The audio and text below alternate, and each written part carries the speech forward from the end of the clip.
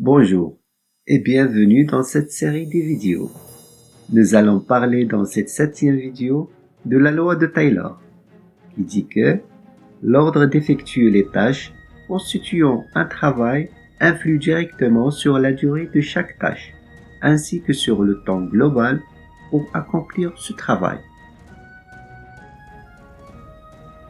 Il existe deux façons pour comprendre cette loi dite de Taylor.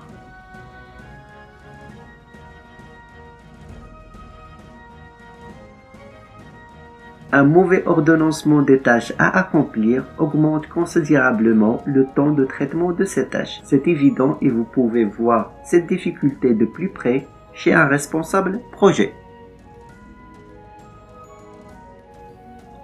Le moment choisi pour accomplir un travail planifié et programmé préalablement n'est pas forcément celui où on est le plus productif et le plus efficace.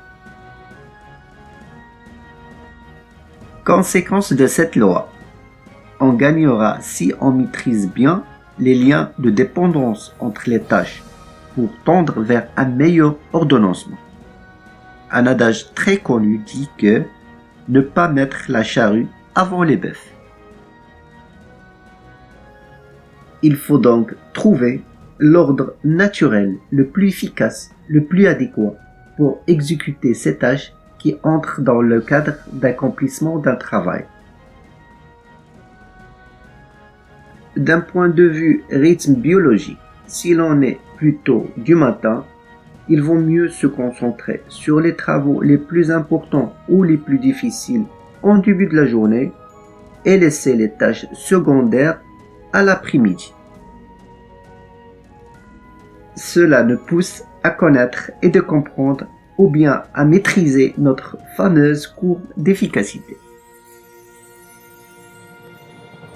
D'un point de vue de quête de cohérence, on gagnera à ne pas être en décalage avec l'organisation environnante, sauf si c'est le but recherché. Par exemple, traiter ces tâches de fond tôt le matin, avant que n'arrivent les premières perturbations, mail, téléphone, réunion, etc.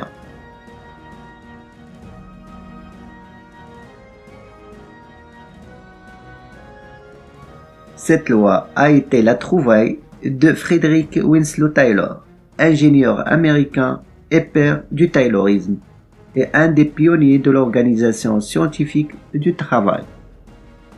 Merci d'avoir regardé cette vidéo. Laissez-moi vos commentaires et suggestions pour plus d'améliorations dans les prochaines vidéos. Merci également de liker, partager et de s'abonner à la chaîne en cliquant sur l'icône en bas à droite de l'écran. Au revoir.